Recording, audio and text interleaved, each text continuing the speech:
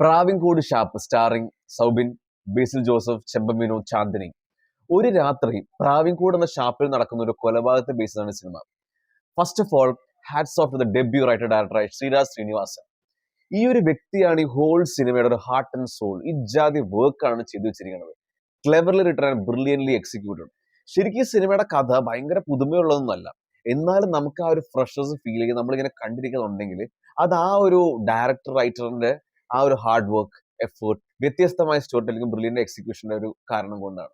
പിന്നെ ഡയറക്ടറിന്റെ ആ ഒരു കംപ്ലീറ്റ് വിഷൻ ഫുള്ളി സാറ്റിസ്ഫൈ ചെയ്യുന്ന രീതിയിൽ തന്നെയായിരുന്നു ഷൈജു കാലത്ത് ക്യാമറ വർക്ക് ചെയ്തിരിക്കുന്നത്. വളരെ കാച്ചിയായ വിഷ്വൽസ് ആണ് നമുക്ക് കാണാൻ പറ്റുന്നത്. ഇൻട്രസ്റ്റിംഗ് എഡിറ്റിംഗ് ആയിരുന്നു. സൗണ്ട് ഡിസൈൻ എക്സലന്റ് ആയിരുന്നു.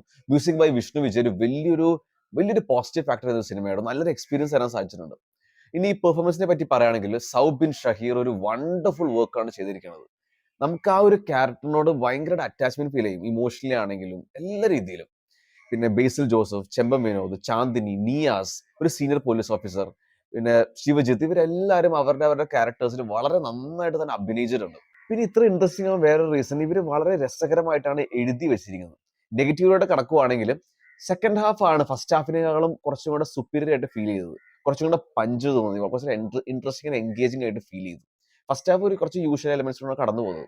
Overall very well crafted murder mystery ത്രില്ലറാണ് പ്രാവിൻകൂട് ഷാപ്പ്.